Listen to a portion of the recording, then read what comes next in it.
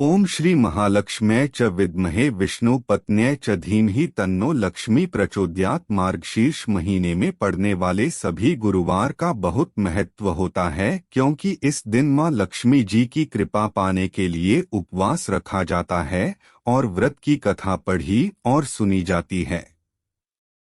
आज के इस वीडियो में आप सुनेंगे मार्गशीर्ष मास के गुरुवार की मां लक्ष्मी जी की व्रत कथा। आज के दिन जो भी भक्त सच्चे मन से यदि उपवास ना भी कर पाए तो इस कथा को सुनता है तो उसका पठन और पाठन करने से सारे दुख दारिद्र्य दूर हो जाते हैं।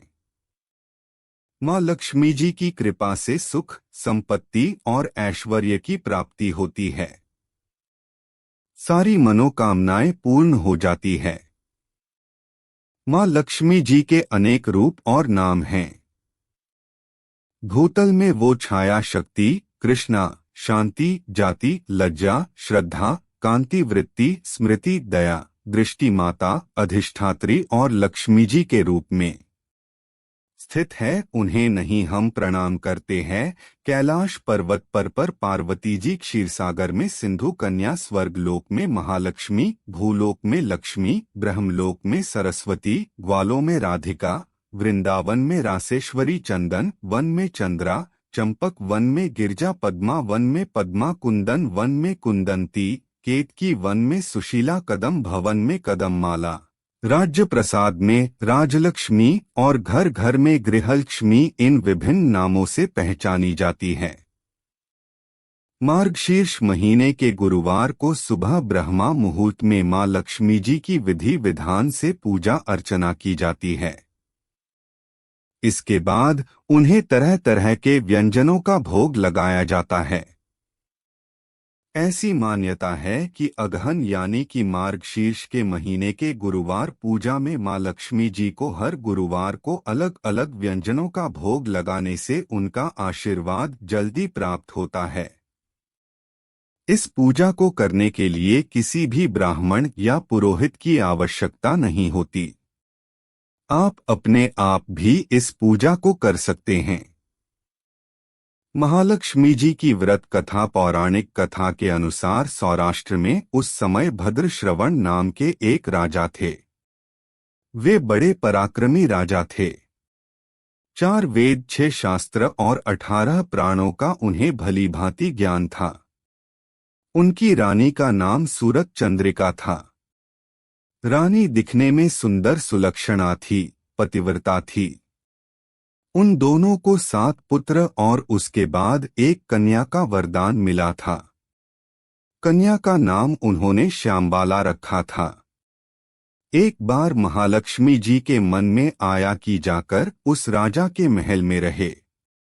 इससे राजा को दोगुनी धन दौलत की प्राप्ति हो जाएगी और वह इस धन दौलत से अपनी प्रजा को और भी अधिक सुख दे पाएगा। का गरीब के घर अगर लक्ष्मी रहेगी तो वह उसे स्वार्थी की तरह केवल अपने ऊपर ही खर्च करेगा। ये सोचकर श्री महालक्ष्मी जी ने एक बूढ़ी औरत का रूप धारण किया। हाथ में लाठी लेकर लाठी के सहारे रानी के द्वार तक पहुंच गई। हालांकि उन्होंने बूढ़ी औरत का रूप धारण किया था, लेकिन फिर भी उनके चेहरे पर देवी का तेज विद्यमान था। उन्हें देखते ही एक दासी सामने आई। उसने इनका नाम, धाम, कर्म, धर्म सब कुछ पूछ डाला। वृद्ध ब्राह्मण ही का रूप धारण करके महालक्ष्मी जी कहने लगी, बालिके, मेरा नाम कमला है और मेरे पति का नाम भुवनेश है। हम द्वारिका में रहते हैं। तुम्हारी रानी पिछले जन्म में एक वैश्य की पत्नी थी। वह वैश्य बहुत गरीब था। गरीबी के कारण हर रोज उनके घर में झगड़े हुआ करते थे और उसका पति रोज उसे मारा करता था। इन बातों से तंग आकर एक दिन वह घर छोड़कर चली गई और जंगल में खाली पेट भटकने लगी। उसकी इस दुर्दशा पर मुझे बहुत दया आई। तब मैंने उसे सुख संपत्ति देने वाले श्री महालक्ष्मी व्रत की कथा सुनाई। मेरे कहने पर उसने श्री महालक्ष्मी का व्रत किया। श्री महालक्ष्मी प्रसन्न हुई और उसकी गरीबी दूर हो गई। उसका घर संसार, दौलत, संतति और संपत्ति से भर गया। बाद में पति पत्नी दोनों पर लोक सिधारे। लक्ष्मी व्रत करने के कारण वे लक्ष्मी लोक में रहें। उन्होंने जितने साल महालक्ष्मी का व्रत किया उतने हजारों साल उन्हें सुख भोग मिला।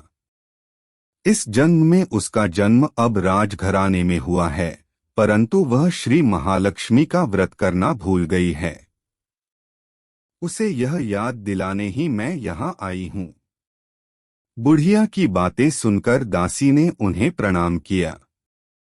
फिर श्री महालक्ष्मी का व्रत किस तरह किया जाए इस बारे में उस बूढ़ी ब्राह्मणी से पूछा। तब बुढ़िया का रूप धारण किए हुए श्री महालक्ष्मी माँ ने दासी को पूजा की संपूर्ण विधि और महिमा बताई। इसके बाद दासी ने माता को प्रणाम किया और वह रानी को बताने महल के अंदर चली गई। उधर राजवैभव में रहते हुए रानी को अपने ऐश्वर्य का बहुत घमंड हुआ था। संपत्ति और अधिकार के कारण वह उन्मत्त हो गई थी। दासी द्वारा बताई गई बुढ़िया की बातें सुनकर वे रानी आग बबूला होकर राजद्वार पर आकर बुढ़िया रूपी श्री महालक्ष्मी पर ही बरस पड़ी। उसे ये नहीं पता था कि साक्षात श्री महालक्ष्मी माँ बुढ़िया का रूप धारण करके उसके द्वार तक आई है। परंतु रानी का इस प्रकार रुखा बर्ताव और अपना अनादर देखकर माता ने वहां ठहरना ठीक नहीं समझा और वे वहां से तुरंत चल पड़ी। रास्ते में उन्हें रानी की पुत्री राजकुमारी श्यामवाला मिली। उन्होंने श्यामवाला को सारी बात बताई। श्यामवाला ने सुना तो अपनी ओर से श्री महालक्ष्मी जी से अपनी माता के लिए क्षमा मांगी। माता लक्ष्मी को राजकुमारी पर दया आ गई। उन्होंने श्यामवाला को फिर श्री महालक्ष्मी व्रत के बारे में बताया। उस दिन मार्गशीर्ष मास का यानी अगहन मास का पहला गुरुवार था। श्यामवाला ने पूरी श्रद्धा और विश्वास से श्री महालक्ष्मी का व्रत रखा। फलस्वरूप राजा सिद्धेश्वर के सुपुत्र राजकुमार मालाधर से उसका विवाह हो गया। वह धन, दौलत, ऐश्वर्य और वैभव से मालामाल हो गई। पति के साथ ससुराल में बड़े आनंद से दिन बिताने लगी। इधर श्री महालक्ष्मी जी का रानी पर प्रकोप हुआ, जिसके कारण राजा भद्रश्रवा का संपूर्ण राज्य और आज कारोबार नष्ट हो गया। यहाँ तक कि खाने के लाले पड़ गए।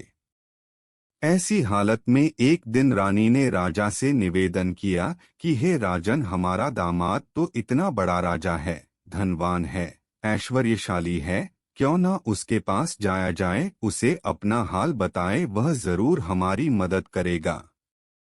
रानी की बात सुनकर राजा भद्रश्रवा अपने दामाद के पास जाने के लिए तैयार हुए। राज्य में पहुंचकर एक तालाब के किनारे थोड़ी देर विश्राम करने के लिए ठहरी। तालाब में पानी लेने आते जाते दासियों ने उन्हें देखा। उन्होंने विनम्रता से उनके बारे में पूछा। जब उन्हें यह पता चला कि वे रानी श्यामवाला के पिता हैं, तो दौड़ते हुए जाकर उन्होंने अपनी रानी को सारी बात बताई। रानी ने दासी के हाथ रास परिधान भेजकर बड़ी ठाठ से अपने पिता का स्वागत और सत्कार करवाया, खान पान करवाया। जब वे लौटने लगे तो सोने की मोहरों से भरा हुआ घड़ा दिया। राजा भद्रश्रवा जब वापस अपने महल में लौटे तो उन्हें देखकर रानी सूरजचंद्रिका बड़ी प्रसन्न हुई।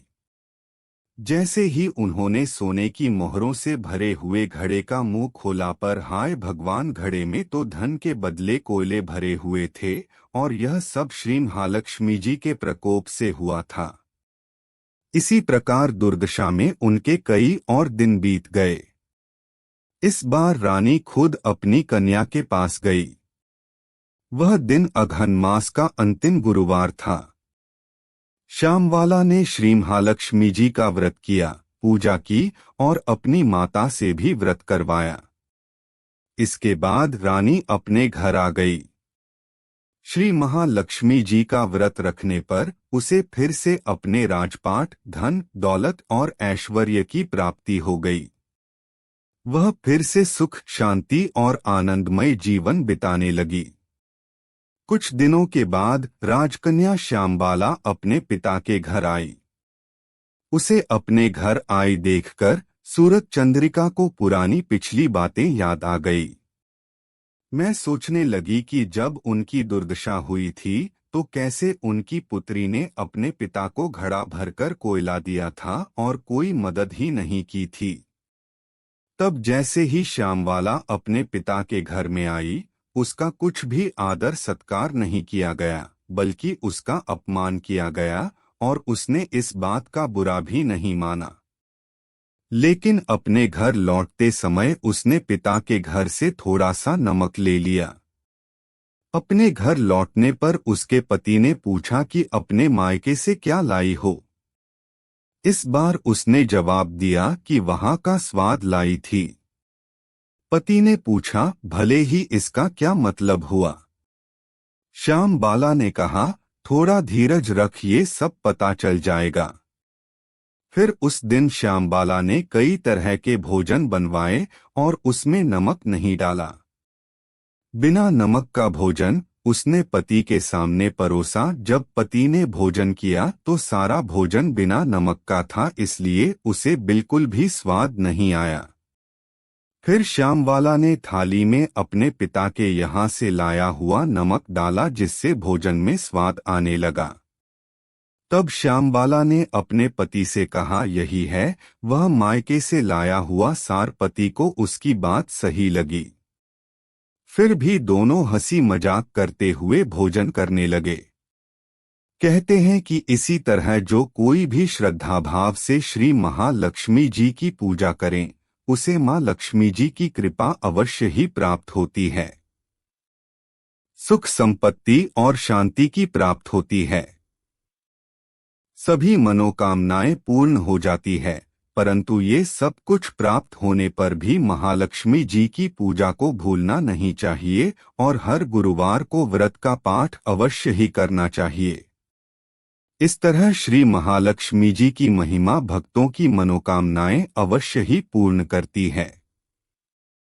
अब सुनिए अगहन मास की मां लक्ष्मी जी की दूसरी पौराणिक कथा। एक गांव में एक बार एक गरीब ब्राह्मण रहा करता था। वह नियमित रूप से जगत के पालनहार विष्णु भगवान की आराधना किया करता था। उसकी पूजा भक्ति से प्रसन्न होकर उसे एक दिन भगवान विष्णु ने दर्शन दिए और उस ब्राह्मण से वर मांगने के लिए कहा।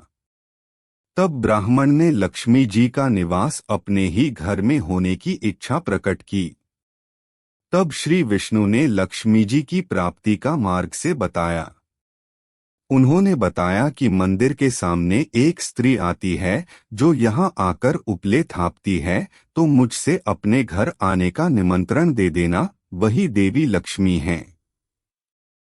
साथ ही विष्णु भगवान ने ब्राह्मण से कहा कि जब धन की देवी लक्ष्मी तुम्हारे घर पधारेंगी तब तुम्हारा घर धन और धान्य से भर जाएगा। ये ऐसा कहकर श्री विष्णु जी अंतर्ध्यान हो गई। अगले दिन वह ब्राह्मण सुबह ही मंदिर के सामने जाकर बैठ गया। लक्ष्मी जी उपले थापने के लिए आई तो ब्राह्मण ने उनसे अपने घर आने का निवेदन किया। ब्राह्मण की बात सुनकर लक्ष्मी जी समझ गई कि यह सब विष्णु जी के कहने पर ही हुआ है। तब लक्ष्मी जी ने ब्राह्मण से कहा कि मैं तुम्हारे घर चलूंगी, लेकिन इसके पहले ही महालक्ष्मी व्रत करना होगा। तुम मार्गशीर्ष महीने के हर गुरुवार को मेरा व्रत और पूजन सच्चे मन से करके व्रत की कथा अवश्य ही पढ़ना और सुनना, तब मैं तुम्हारे सारे मनोरथ पूर्ण अवश्य करूंगी। तब ब्रह्मांड ने देवी के कहे अनुसार मार्गशीर्ष मास के गुरुवार को व्रत और पूजन किया और देवी को उत्तर दिशा की तरफ मुंह करके पुकारा, जिसके बाद मां लक्ष्मी जी ने उस ब्राह्मण के घर में धन, धान्य और सुख संपत्ति के भंडार भर दिए। इस प्रकार मार्गशीर्ष मास के गुरुवार के व्रत के प्रभाव से ब्राह्मण अंत समय में बैकुंठ लोक को गया।